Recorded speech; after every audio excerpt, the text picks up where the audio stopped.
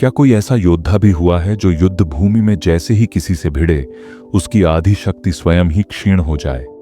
क्या यह केवल पराक्रम था या एक ऐसा रहस्यपूर्ण वरदान जो उसे देवराज इंद्र से प्राप्त हुआ था? यह कथा है वानर राज बाली की, एक ऐसे वीर की जिसके पराक्रम के आगे असुर कांपते थे, देवता भयभीत रहते थे और जिसकी युद्ध कला इतनी रहस्यमयी थी कि स्वयं भगवान विष्णु को भी उसे परोक्ष रूप से समाप्त करना पड़ा। पर बाली केवल बल का प्रतीक नहीं था, वह एक ऐसे शापयुक्त वरदान का जीवित रूप था जिसने न केवल उसकी शक्ति बढ़ाई बल्कि उसे भीतर से अकेला भी कर दिया। यह कथा बाली के अद्भुत वरदान की है जो उसे इंद्र से प्राप्त हुआ, परंतु इस वरदान की गहराई, उसका प्रभाव और उसका अंततः क्या उद्देश्य था, यह तब तक नहीं समझा जा सकता जब तक हम समय की उन परतों में न उतरें जहां देवताओं की कृपा और समय की चाल साथ साथ चलती है। बाली वानर कुल का सबसे महान योद्धा केवल बलवान नहीं था, उसमें रणनीति, बुद्धि और असाधारण गति थी। परंतु जब वह युवा अवस्था में था तब उसके जीवन में एक ऐसा युद्ध आया जो उसकी भविष्य की दिशा तय कर गया। यह युद्ध था एक महाभयानक असुर दुंदुभि से, जो देवताओं को बार बार परास्त कर चुका था। इंद्र स्वर्ग का रक्षक होते हुए भी दुंदुभि की शक्ति से विचलित था और तब वानर राज बाली ने यह घोषणा की कि वह उस असुर का अंत करेगा। पर्वतराज के समीप दोनों का युद्ध हुआ और बाली ने अद्भुत पराक्रम दिखाते हुए दुंदुभि को न केवल हराया बल्कि उसकी देह को कई योजन दूर फेंक दिया।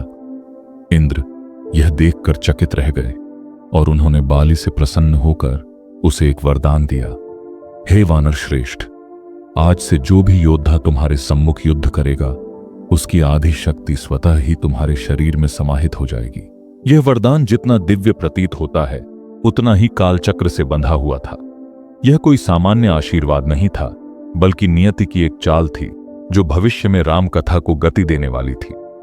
इंद्र के वरदान से बाली अभूतपूर्व योद्धा बन गया। उसे पराजित करना असंभव था। देवता उसे सम्मान देने लगे, दैत्यों ने उसके भय से युद्ध करना छोड़ दिया और यहां तक कि स्वयं मायावी राक्षस भी उसे दूर से प्रणाम करते थे।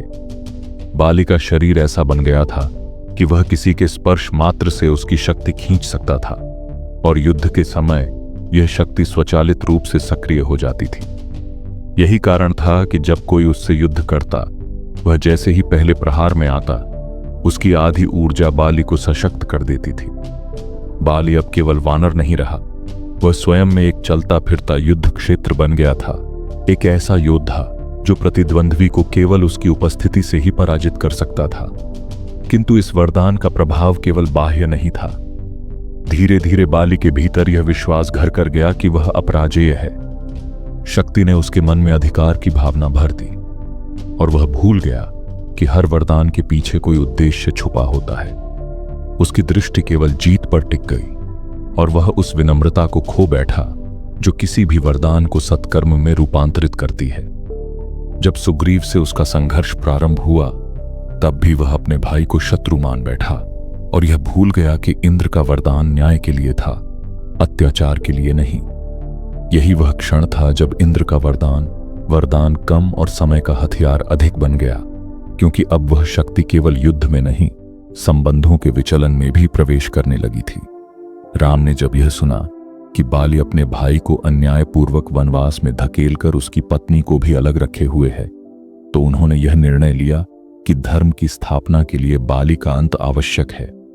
परंतु राम जानते थे कि यदि वे सीधे बाली से युद्ध करते हैं तो वह इंद्र का वरदान उन्हें भी प्रभावित करेगा, क्योंकि राम शरीरधारी थे। यही कारण था कि राम ने छिपकर एक वृक्ष की आड़ से बाली को उस समय बाण मारा जब वह सुग्रीव से युद्ध कर रहा था। यह निर्णय आज भी आलोचना और चर्चा का विषय है, परंतु जो इसे आध्यात्मिक दृष्टि से देखता है वह जानता है कि राम ने बाली के शरीर को मारा पर उसकी आत्मा को मुक्त किया, क्योंकि वह इंद्र का वह वरदान था जिसने बाली को अजेय तो बनाया था पर भीतर से अशांत भी। बाली का वह अंतिम क्षण जब उसने राम से प्रश्न किया, हे रघुनंदन, आपने छिपकर मुझे क्यों मारा, वह केवल युद्ध का नहीं, आत्मा का प्रश्न था। और राम का उत्तर कि धर्म के लिए अधर्म का विनाश कभी अन्याय नहीं होता, वह उस समय के साथ साथ आज भी प्रासंगिक है। राम ने यह भी कहा कि बाली की शक्ति वरदान नहीं, एक दायित्व था जिसे वह भूल गया। यदि वह उस शक्ति का उपयोग केवल धर्म की रक्षा के लिए करता तो यह अंत नहीं आता। बाली ने अपने अंतिम समय में यह स्वीकार किया कि इंद्र का वरदान उसे शक्ति तो दे गया, पर उसके भीतर की साधुता को धीरे धीरे निगल गया। वह बोला, मैं अपराजय हो गया, परंतु एक दिन मैं स्वयं से ही हार गया। और यही उस वरदान का आध्यात्मिक रहस्य था। इंद्र ने बाली को शक्ति दी थी, परंतु उस शक्ति के साथ विवेक नहीं दिया, क्योंकि शक्ति तब तक कल्याणकारी नहीं होती जब तक वह धर्म में बंधी न हो। बाली के जीवन की यह कथा केवल पराक्रम की गाथा नहीं, ये एक दिव्य चेतावनी है कि जब ईश्वर कोई अद्भुत शक्ति देता है तो वह उसके उपयोग को भी देखता है। राम द्वारा बाली का वध केवल एक राक्षसी प्रवृत्ति का अंत नहीं था, वह उस अहंकार की समाप्ति थी जो शक्ति के साथ स्वतः उपजता है। यही कारण है कि बाली के अंत के साथ रामायण के उत्तरार्ध की गति बदलती है। अब युद्ध नहीं, धर्म की पुनर्स्थापना प्रारंभ होती है।